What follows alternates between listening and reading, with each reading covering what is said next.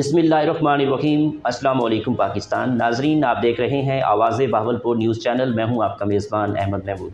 नाजरीन, आज मैं the Islami university of Bahawalpur में मौजूद हूं।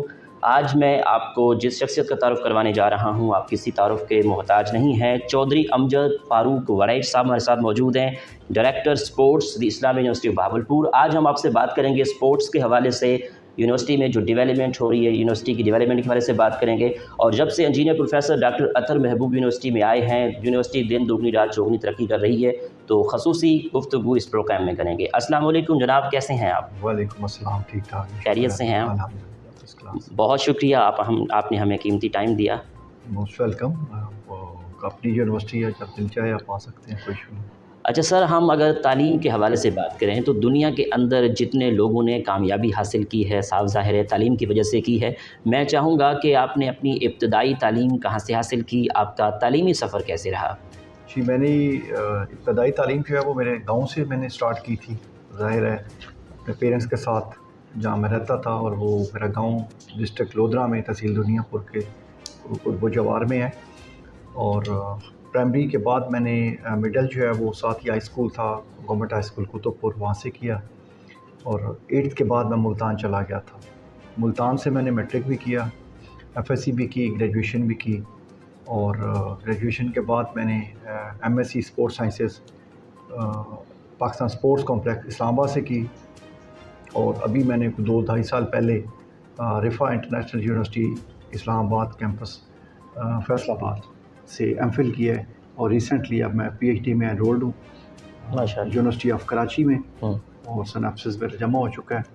और इंशाअल्लाह उसका डिफेंस होगा, तो उसके बाद मैं थीसिस पे काम शुरू करूँ। ठीक है सर, आपने इस्लामी यूनिवर्सिटी बहावलपुर को कब ज्वाइन किया? जी, मैंने 2006 में ज्वाइन किया।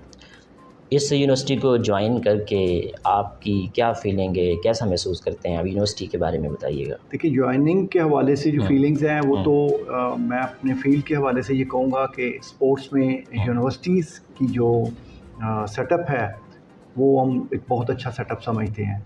और फिर लकीली मैं अपने आप को बहुत खुशकिस्मत समझता हूँ कि इस्लामी यूनिवर्सिटी बहावलपुर के प्लेटफार्म पे मुझे सर्व करने का मौका मिला। और जब मैं आया था तो उस वक्त हमारा जो स्पोर्ट्स कॉम्प्लेक्स था वो सिर्फ ओल्ड कैंपस तक महदूद था। बगदाद कैंपस में हमें जो एरिया अलॉटेड था वो डेवलप नहीं था। तो उसके बाद हमने इसकी डेवलपमेंट शुरू की, और करते करते आज 2021 है, आप लोगों के सामने है उसकी डेवलपमेंट। और अल्हम्दुलिल्लाह इस वक्त मैं ये कह सकता हूँ कि हम पाकिस्तान के इस वक्त पाकिस्तान की तमाम यूनिवर्सिटीज़ में जो बेस्ट स्पोर्ट्स कॉम्प्लेक्स है वो आईयूबी का है। फैसिलिटीज़ के हवाले से, अभी डेवलपमेंट के हवाले से आप देखेंगे तो हमारी कुछ प्रोजेक्ट्स चल भी रहे हैं, जिसमें क्रिकेट का पवेलियन बन रहा है। लास्ट ईयर इसी जिम्नेजियम का जहाँ बैठे हैं, फ्लोर जो है वो रेनोवेट हुआ। इस साल अभी और काफ़ी सारे प्रोजेक्ट्स जो हैं वो बजट में आ चुके हैं, और इंशाल्लाह जैसे ही वो मुकम्मल हो जाएंगे तो मैं समझता हूँ कि स्पोर्ट्स कॉम्प्लेक्स में हम अगर नेशनल गेम्स भी पाकिस्तान की करवाना चाहें तो वो मुश्किल नहीं होगी। ठीक है sir, engineer professor doctor Atar Mehboob, vice chancellor the Islami university Bahawalpur, जब से वो यूनिवर्सिटी में आए हैं, तो यहाँ पे हम स्पोर्ट्स के हवाले से बात कर रहे हैं। तो स्पोर्ट्स के हवाले से यूनिवर्सिटी में डेवलपमेंट जो हुई है, और इन फ्यूचर आप कहाँ देखते हैं, क्या प्लान्स हैं आपके? जी, बहुत अच्छे प्लान हैं जनाब वाइस चांसलर साहब के, और उनकी हमेशा से सपोर्ट रही है हमें। उन्होंने इनकरेज किया है, बल्कि उनकी तो ख्वाहिश होती है कि स्पोर्ट्स 24 आवर्स चलती रहे। ठीक है, मैं समझता हूँ हमारे पाकिस्तान में अभी वो कल्चर नहीं है लोगों का स्पोर्ट्स की तरफ आएँ, क्योंकि हमारे लोग अमूमन जब डॉक्टर रिकमेंड करते हैं तो हम स्पोर्ट्स की तरफ आना शुरू कर देते हैं, वॉक करना शुरू कर देते हैं, ये बाकी चीज़ें। तो जनाब वाइस चांसलर साहब ने बड़ी ही अच्छी तरीके से हमें पैट्रनाइज़ किया है। हमारे लिए जो मैंने जो रिकमेंड की स्कीम्स डेवलपमेंट के बारे से, उन्होंने उनको अप्रूव किया। और उनमें से मैंने आपको पहले 2 का जिक्र किया है कि वो एक कंप्लीशन के मराहिल में है, एक कंप्लीट हो चुकी है। और इस साल 5 से 10 स्कीम्स जो हैं उनके लिए बजट मखसूस किया गया है, और इंशाल्लाह जो अगला पीरियड है सर का भी, उसमें मेरा कभी यकीन है कि वो मुकम्मल हो। ठीक है फ़ारूक साहब, अगर जिम सेंटर के हवाले से बात करें तो जिम सेंटर में मेंबरशिप हासिल करने का क्या तरीकाकार है, डिटेल से गाइड कीजिएगा। जिम में बेसिकली कोई वो लंबा चौड़ी नहीं है, इतना क्राइटेरिया कितना कॉम्प्लिकेटेड नहीं हमने रखा हुआ कि जी वो लोगों को आने से पहले एक लंबे सारे मराइल से गुजारें। यूनिवर्सिटी एम्प्लॉइज़ और यूनिवर्सिटी स्टूडेंट्स के लिए ओपन है, टाइमिंग्स अलग अलग हैं मेल फीमेल्स के। प्लेयर्स के हवाले से हम थोड़ा सा उनको प्रायोरिटी देते हैं जो इंटरवर्सिटी टीम्स के प्लेयर्स हैं, क्योंकि 45,000 के करीब हमारी स्ट्रेंथ है स्टूडेंट्स की जी। तो अगर ओपन फॉर ऑल कर दें तो फिर वो चीज़ें मेंटेन नहीं रहती और उस तरीके से हर बंदा उसको ऑपरेट नहीं करना जानता होता। तो हमने एक SOP ये बनाई हुई है कि हमारे मेल फीमेल फैकल्टी और एडमिनिस्ट्रेशन के लोग आ सकते हैं अपने मखसूस टाइमिंग में, और जो हमारे प्लेयर्स हैं इंटरवर्सिटी के वो जिम को यूज़ कर सकते हैं। उनके लिए फ़र्दर कोई मेंबरशिप नहीं हमने रखी हुई, कोई फ़ीस या कोई इस तरह का कोई क्राइटेरिया, कोई फॉर्म दें और वो सबमिट करें, तो इस तरह का उनकी आइडेंटिफिकेशन बेसिकली ज़रूरी है कि ये स्टूडेंट है, एम्प्लॉई है या नहीं। तो वो आते हैं शाम में, और दिन में हमारी लेडीज़ के लिए वो लोग आते हैं, यूज़ करते हैं, और बड़ा एक अच्छा एडिशन है। वो भी हमारे प्रोफेसर डॉक्टर अतर महबूब साहब के दौर में ही ये कंप्लीट हुआ है, और बहुत मैं समझता हूँ, मैं पाकिस्तान की सारी यूनिवर्सिटीज़ में आता जाता रहता हूँ, और फ़ॉरेन में भी 5-6 कंट्रीज़ मैंने विज़िट किए हैं। तो यकीन कीजिए हमारा जो जिम है, मैं पाकिस्तान की यूनिवर्सिटीज़ में बहुत अच्छा और मेंटेन जिम है। ज़बरदस्त। अच्छा sir, Islamia university Bahawalpur cricket के हवाले से अगर हम बात करें तो हर इंसान को क्रिकेट का बड़ा शौक़ होता है, तो किस हद तक यूनिवर्सिटी मजबूत है क्रिकेट के हवाले से? देखिए, मैं तो बात करूँगा बैसियत डायरेक्टर स्पोर्ट्स की। हमारी यूनिवर्सिटी की 35 गेम्स हैं, और उन 35 गेम्स को मैंने लुक आफ्टर करना है। उसमें मेल की अलग भी हैं, फीमेल की अलग हैं। क्रिकेट चूँकि पाकिस्तान में बहुत फेमस गेम है और बड़ा ग्लैमर है इसमें, तो इसलिए इस चीज़ को हमारे अवामी लेवल पे लोग ज़्यादा पसंद करते हैं। तो IUB भी उसमें अपना कंट्रीब्यूशन पूरा डाल रही है। आप देखें कि हम वक्तन फ़वक्तन अगर पिछले टेन्योर्स में भी देखें तो कहीं ना कहीं पोजीशंस पे आते रहे हैं। इस साल मौजूदा जो हमारी इंटरवर्सिटी चैम्पियनशिप हुई है पेशावर में, और उसमें कोई ऑलमोस्ट 70+ टीम्स में पार्टिसिपेट किया है, तो हम लोग उसमें 3rd थे क्वालिफाइंग राउंड और फाइनल राउंड खेलने के बाद। तो मेरा ख़्याल है अगर पूरे पाकिस्तान की आप यूनिवर्सिटी देखें, वो जो कि 100+ होंगी, और 70 के करीब यूनिवर्सिटी ने पार्टिसिपेट किया, और उनमें से तीसरी पोजीशंस पे आना। और ऐसी यूनिवर्सिटी जो पूरा साल स्पोर्ट्स करती हैं, उसमें प्राइवेट यूनिवर्सिटीज़ हैं कुछ जिनके अपने इस तरह के सेटअप्स हैं कि उनके साथ कम्पीट करना पब्लिक सेक्टर्स का थोड़ा सा मुश्किल हो जाता है, क्योंकि हमारे अपने मखसूस रूल्स रेगुलेशंस हैं जिनको हम वायलेट नहीं कर सकते। और वहाँ पे जो प्राइवेट सेक्टर की यूनिवर्सिटियाँ हैं वो एक ओनर होता है, और ओनर ने उनको ओपन हैंड दिया होता है, तो वो इसलिए उनके साथ अगर इस लेवल तक हम कंपटीशंस में आने के बावजूद हम लोग 3rd पोजीशन लेंगे तो ये बहुत बड़ी अचीवमेंट है। सर, स्पोर्ट्स की अहमियत के हवाले से अगर हम बात करें तो स्पोर्ट्स की अहमियत के हवाले से कुछ बताइएगा। देखिए, स्पोर्ट्स एक ऐसी चीज़ है, मैं कहता हूँ, जो हमारी पैदाइश होने वाले बच्चे की पैदाइश के बाद से लेकर कब्र तक आपकी ज़िंदगी का हिस्सा है। एक बच्चा जब पैदा होता है तो हम कहते हैं कि बच्चा खेल रहा है, उसको कोई खिला नहीं रहा होता, माँ देखती है कि बच्चा कंफर्टेबल है, बच्चा खेल रहा है। अब ये मैं समझता हूँ कि ये अल्लाह ताला की तरफ से एक ऐसी इंसान के अंदर ये चीज़ डाल दी जाती है कि उसकी नेचर में शामिल है खेलना, चाहे किस एज में हो, चाहे वो किस जेंडर से बिलोंग करता हो। तो इसकी अहमियत तो उसी से साबित हो जाती है कि आपकी बॉडी की ज़रूरत है। ये ऐसे ही है कि आप किसी आप मशीनरी के तौर पे देख लें कि आप उसको जितना बेहतर तरीके से मेंटेन करते हैं, जितना उसकी केयर करते हैं, उतनी उसकी परफॉर्मेंस बेहतर होती है।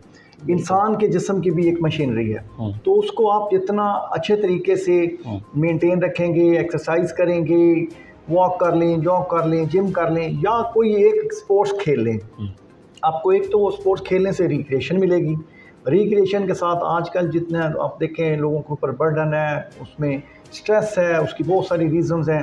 वो सारी चीज़ें जब आप स्पोर्ट्स में आके खेलने के बाद फ्री होते हैं तो आप बिल्कुल फ्रेश ऑफ माइंड होते हैं। तो इस चीज़ से मैं समझता हूँ कि स्पोर्ट्स का और ज़िंदगी का चोली दामन का साथ है। तो जो लोग स्पोर्ट्स की तरफ रजू करते हैं, खेलते रहते हैं, वो एक फ़िट लाइफ गुजारते हैं। ज़िंदगी मौत तो अल्लाह के हाथ में वो आनी है, लेकिन एक हेल्दी लाइफ गुजारना इंसान के अपने बस में है। तो अगर आप टाइम नहीं देंगे तो आपको मुश्किलात होंगी, आप टाइम देंगे तो आप हेल्दी लाइफ गुजारेंगे। अगर आपकी दिन की मसरूफ़ियत के हवाले से बात करें तो आपकी स्पोर्ट्स के अलावा, ऑफिस टाइमिंग के अलावा आपकी क्या मसरूफ़ियत रहती है? देखिए, मेरी मसरूफ़ियत मेरी फैमिली और मेरा डिपार्टमेंट है, मेरे स्पोर्ट्स का डिपार्टमेंट है या स्पोर्ट्स की प्रमोशन है यूनिवर्सिटी लेवल पे। इसके अलावा मेरा कोई शुगर नहीं है। मैं अपने डायरेक्टरेट के लोगों को भी कहता रहता हूँ कि यार जिसमें मैं उन्हें कहता हूँ कि इंसान में एहसास ज़िम्मेदारी नहीं है ना, ओनरशिप नहीं है चीज़ों की, वहाँ पर चीज़ें प्रमोट नहीं होती। और मेरा अक्सर जब भी मीटिंग होती है मैं उन लोगों को मोटिवेट करता हूँ। मैं कहता हूँ यार हमने ज़ीरो से, मैंने बहुत सारे डिपार्टमेंट्स में काम किया है, बहुत सारे सिटीज़ में आउट ऑफ कंट्री भी काम किया है।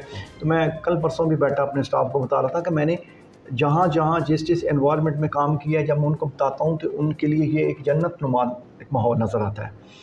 तो जब आप सीखने के लिए आप कोई काम करते हैं तो हम ग्रास रूट लेवल की बात करते हैं। तो मेरी स्टार्ट जो है मैंने स्कूल से शुरू किया था। स्कूल से मैं आर्मी पब्लिक कॉलेज में रहा, खारिया में, मरी में रहा, OPF कॉलेज इस्लामाबाद में रहा, Pakistan education centre Doha Qatar में रहा, पब्लिक सर्विस कमीशन के ज़रिए मैं लेक्चर रहा और यहाँ पे डायरेक्टर स्पोर्ट्स आ गया। तो उसमें मेरा जो डेली मसरूफियत है वो सिंपल इतनी है कि सुबह मैं अर्ली उठता हूँ, उठने के बाद फ्रेश होके मेरी प्रायोरिटी ये होती है कि ऑफिस टाइम से पहले मैं फील्ड में एक चक्कर लगाऊं।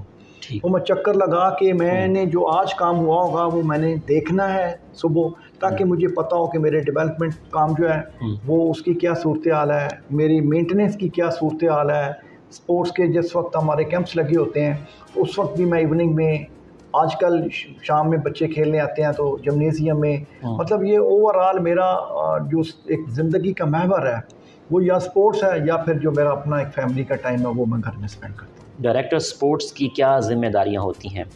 देखिए बहैसियत तो डायरेक्टर स्पोर्ट्स, स्पोर्ट्स को यूनिवर्सिटी लेवल तक मैनेज करना, प्रमोट करना, उन स्टूडेंट्स के लिए अपॉर्चुनिटीज़ प्रोवाइड करना जो इंटरवर्सिटी लेवल, नेशनल लेवल या इंटरनेशनल लेवल्स का टैलेंट रखते हैं। तो उसके साथ साथ जितनी हमारे प्रोजेक्ट्स हैं उनको इनिशिएट करना, उनकी डेवलपमेंट में हमारे डायरेक्टर प्लानिंग है, डायरेक्टर इंजीनियरिंग है, उन लोगों के साथ कोऑर्डिनेट करना। तो ये सारा जो डेवलपमेंट का, स्पोर्ट्स के ऑर्गेनाइजेशन का, स्पोर्ट्स की प्लानिंग का, स्टूडेंट्स के लिए स्पोर्ट्स की अपॉर्चुनिटीज़ पैदा करना, टैलेंट को प्रमोट करना, ये उनके लिए फाइनेंस अरेंज करना, किट्स वगैरह अरेंज करना, मतलब ये सारा कुछ जो है ये डायरेक्टर स्पोर्ट्स की जिम्मेदारी है। ठीक है, इस्लामिया यूनिवर्सिटी रिसर्च कल्चर को किस तरह प्रमोट कर रही है, इस बारे में आप क्या कहेंगे? देखिए नो डाउट बड़ा एक रैपिडली इसमें इम्प्रूवमेंट हुई है। आप सबको पता है कि प्रोफेसर डॉक्टर असर महबूब साहब के आने के बाद इंडक्शन बहुत ज़्यादा बढ़ी है और उनकी कोशिश यही हुई है कि हर डिपार्टमेंट को उन्होंने फुली सपोर्ट किया है। और रिसर्च भी ज़ाहिर है मैं तो अपने फील्ड के हवाले से बात करूँगा कि अगर स्पोर्ट्स में जितनी अच्छी रिसर्च होगी उतनी अच्छी हेल्दी लाइफ के पैरामीटर्स जो हम रिकमेंड कर सकते हैं लोगों के लिए। तो हमारे IUB में भी बड़े अच्छे 3 PhD डॉक्टर्स हैं डिपार्टमेंट ऑफ फिजिकल एजुकेशन और स्पोर्ट्स साइंसेज में। मैं खुद PhD कर रहा हूँ, मेरे पास मैक्सिमम स्टाफ जो है वो MPhil है। और जनरल एजुकेशन में आप देख लें कि हमारी कोई जो फैकल्टीज़ हैं उनका डबल से ज़्यादा इंक्रीज़ हो गए हैं, डिपार्टमेंट्स डबल से ज़्यादा इंक्रीज़ हो गए हैं, स्टाफ उसमें PhD स्टाफ आया है। ज़ाहिर है जब आप क्वालिफाइड और हायर क्वालिफाइड स्टाफ लेंगे तो वो लोग आपकी रिसर्च को इम्प्रूव करेंगे और यूनिवर्सिटियाँ जो हैं वो रिसर्च बेस्ड ही तरक्की करती हैं। तो इंशाल्लाह इस्लामिया यूनिवर्सिटी बहावलपुर जिस अंदाज में चल रही है ये आने वाले दिनों में, इस वक्त भी अब मैं तो समझता हूँ, देखिए मैं जनरल बात भी करता हूँ साथ स्पोर्ट्स की बात भी करता हूँ। और अगर स्पोर्ट्स में आप देखें तो इस वक्त पब्लिक सेक्टर यूनिवर्सिटीज़ में मैं पहले 3 में। ज़बरदस्त। ठीक। पंजाब यूनिवर्सिटी के बाद कोई ऐसी यूनिवर्सिटी नहीं जिसको मैं ये कहूँ, क्योंकि पंजाब यूनिवर्सिटी का एक अपना सेटअप है, उनके अपने कुछ इस तरह के जो अभी मैं डिटेल में नहीं जा सकूँगा टाइम की कमी की वजह से, चीज़ें हैं जिसकी वजह से हम लोग उनके साथ कम्पीट नहीं कर पा रहे। वो एडमिनिस्ट्रेटिवली कुछ चीज़ें हैं। अभी इस साल वी साहब ने हमें फाइनेंस में बहुत ज़्यादा सपोर्ट किया है बच्चों के जो पेमेंट्स के हवाले से, उनकी जो हम लोग लाइबिलिटीज़ होती हैं उसके हवाले से। तो मैं समझता हूँ कि अगर पब्लिक सेक्टर यूनिवर्सिटीज़ की रैंकिंग की स्पोर्ट्स की बात करें तो हम लोग फर्स्ट टॉप 3 में हैं। तो हालांकि बड़ी बड़ी पुरानी यूनिवर्सिटीज़ भी हैं, लेकिन उसकी सिर्फ वजह यह है कि जब आपको एक लीडर अच्छा मिलता है, आपको लीडर सपोर्ट करता है, ओपन हैंड देता है और आपकी टीम अच्छी होती है। तो अभी मेरे पास जो स्टाफ है वो भी बेहतर है। फर्दर मैंने भी सबसे बात की कि कोचिंग के हवाले से हमें ज़्यादा कोचेस चाहिए होंगे, और वो हमेशा उन्होंने इस चीज़ को सपोर्ट किया है। और इंशाल्लाह आने वाले दिनों में आप देखेंगे कि हम टॉप 2 में, मेरा टारगेट ये है कि मैं टॉप 2 में पहुँचूँ। अगर अदब के हवाले से बात करें तो अदब से किस हद तक आपको लगाव है? देखें, अदब के हवाले से बिल्कुल लगाव है।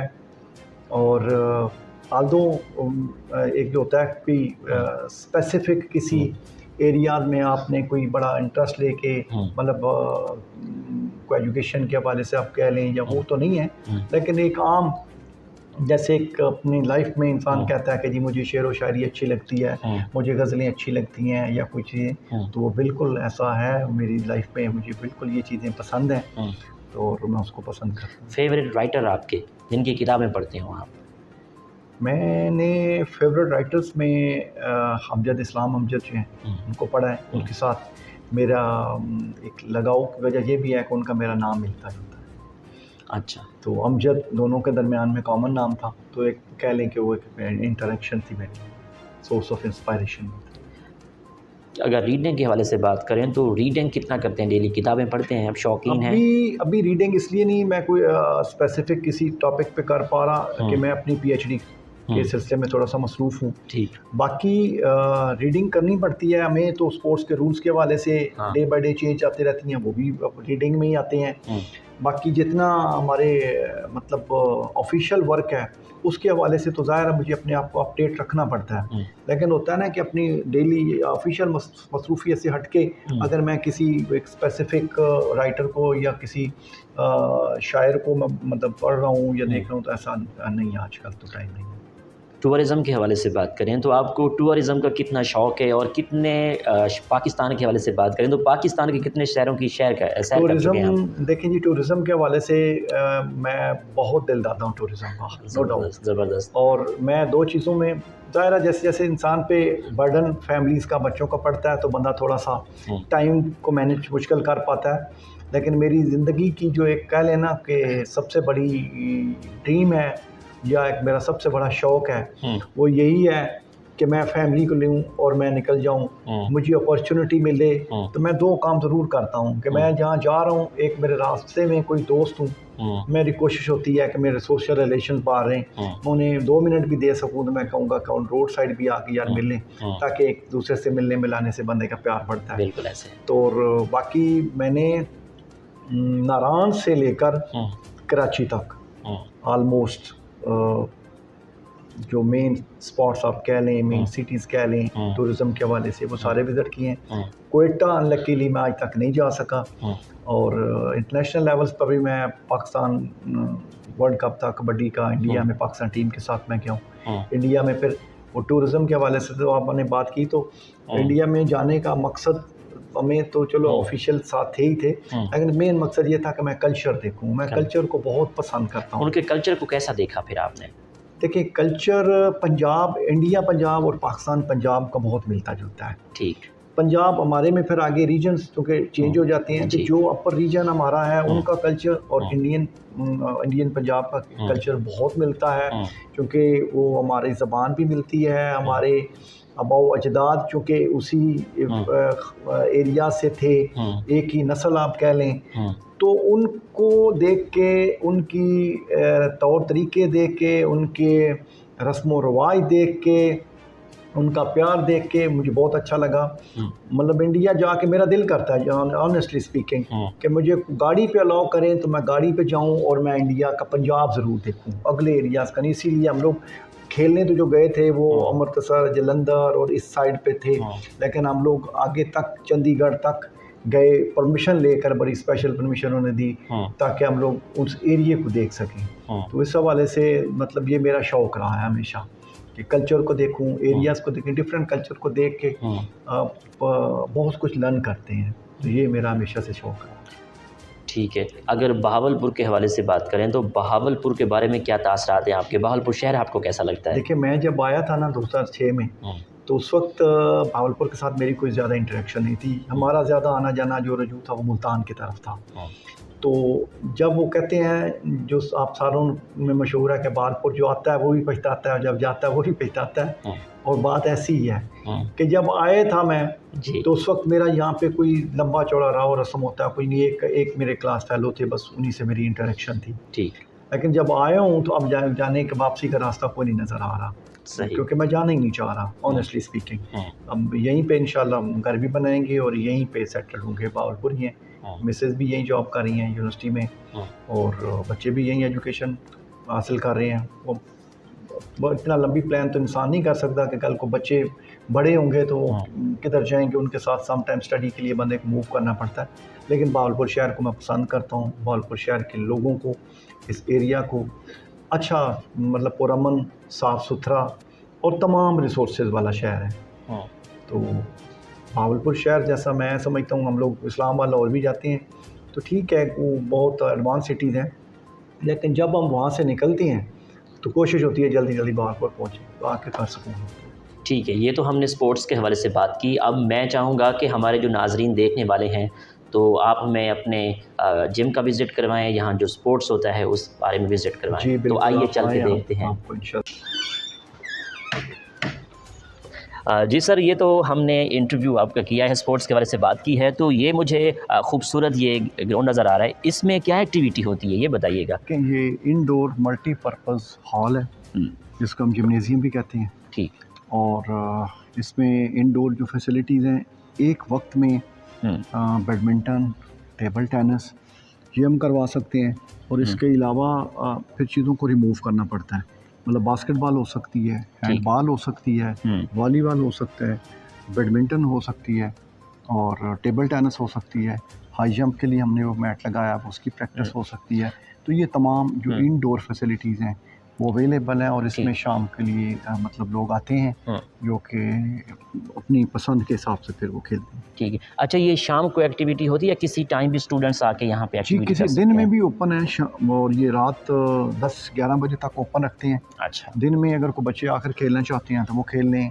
अमूमन फ़ीमेल का टाइम है जिम का भी शाम 5 बजे तक, तो वो फ़ीमेल आती हैं जिम वगैरह में, जो उसको गेम खेलना चाहे तो खेल सकती हैं। ठीक। 5 बजे के बाद फिर मेल की टाइमिंग शुरू हो जाता है, वो 10-11 बजे तक मेल आते रहते हैं।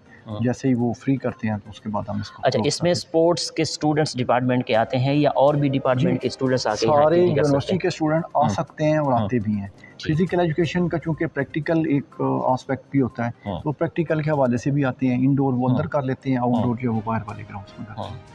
इंसान को फ़िट रहने के लिए फ़िटनेस की बहुत बड़ी ज़रूरत होती है, तो इस्लामिया यूनिवर्सिटी में बहुत अच्छा जो आपने ये जिम बनाया हुआ है, तो मैं चाहूँगा कि जिम की तरफ हम मूव करें। जी आइए प्लीज़।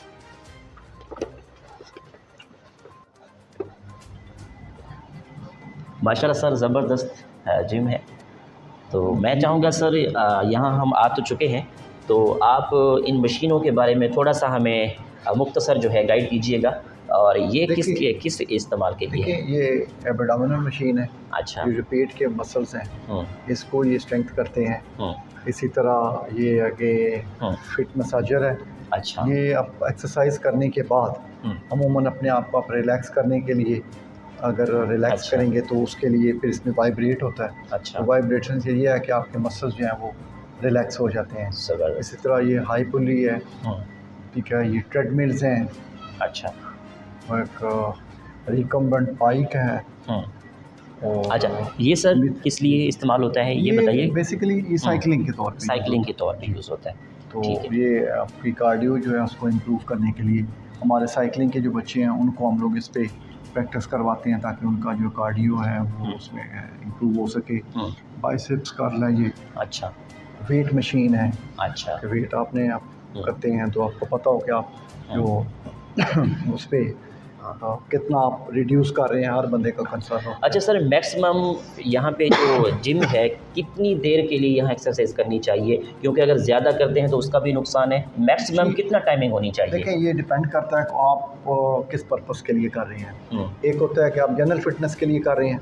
अगर आप जनरल फिटनेस के लिए कर रहे हैं तो फिर आपको स्पेसिफिक अपने एरियाज़ पे देखना होगा कि मैं बस करें मैं करूँगा तो हर बंदे का आजकल इशू है कि जी मेरा पेट जो है ना वो मसल्स लूज़ हैं या पेट निकला हुआ है तो उसको रिड्यूस करना है।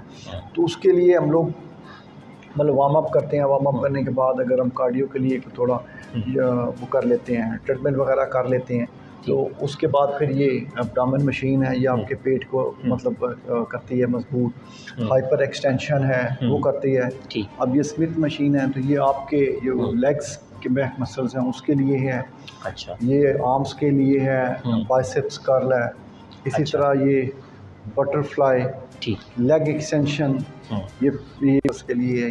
ये चेस्ट प्रेस, ये चेस्ट को इन्हांस करने के लिए है। ज़बरदस्त। इसी तरह वो जो है इंक्लाइन बेंच, ये आपके पेट की एक्सरसाइज के लिए है कि आपके ये कार्डियो की जो है ये अमूमन आपको कहीं नज़र नहीं आएगी।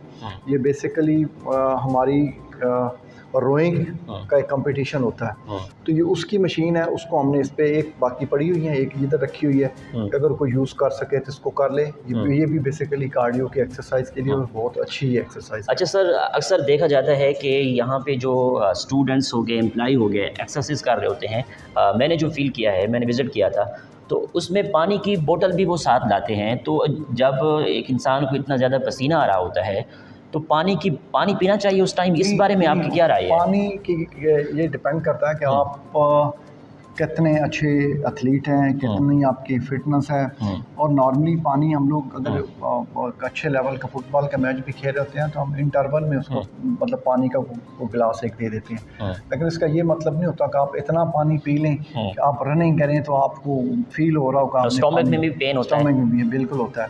तो ये अगर कोई ले भी आता है तो कोशिश ये करनी चाहिए कि जब आप समझते हैं कि जी मेरा गला ज़्यादा खुश्क हो रहा है तो एक घूंटा पी लें कि आप थोड़ा सा फ्रेश हो जाए।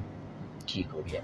तो अच्छा सर, इंटरव्यू तो हो चुका। अब आखिर में स्टूडेंट्स को, आप जो जिम में वर्क कर रहे हैं, जो स्पोर्ट्स खेल रहे हैं, यूनिवर्सिटी के जो क्रिकेटर हैं, उनके लिए आपका क्या मैसेज है? देखिए, क्रिकेटर्स भी और बाकी भी प्लेयर्स, हम सबको ज़ाहिर है गेम में फिटनेस तो रिक्वायर्ड होती है। ये बड़ा इंपॉर्टेंट एलिमेंट है। स्किल अलग चीज़ है, कोचिंग उसमें आ जाती है, और जो उसकी फ़िटनेस है, जनरल फिटनेस या स्पेसिफिक फ़िटनेस, तो उस पर हम लोग फिर वर्क करते हैं कि इस एथलीट को कौन से मसल्स या कौन सी फिटनेस ज़्यादा रिक्वायर्ड है। तो अब एथलेटिक्स वाले की अलग है, क्रिकेट वालों की अलग है, फुटबॉल वालों की, लेकिन कुछ चीज़ें कॉमन होती हैं। अब एथलेटिक्स में जो स्प्रिंट रेसेस वाले हैं उनकी और ट्रेनिंग है, मिडल डिस्टेंस वालों की और है, लॉन्ग डिस्टेंस की और है, थ्रोज वालों की और है, जंप्स वालों की और है। तो जैसे इवेंट का फ़र्क पड़ता है उस तरह से ट्रेनिंग का भी फ़र्क पड़ता है, फिटनेस का भी फ़र्क पड़ता है।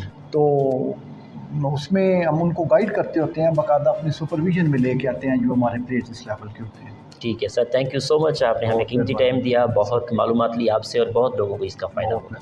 थैंक यू वेरी मच जी। तो नाज़रीन, आपने आज की शख्सियत प्रोग्राम सुना। इसी के साथ अहमद महमूद को इजाज़त दीजिए। एक नए प्रोग्राम के साथ मुलाकात होगी।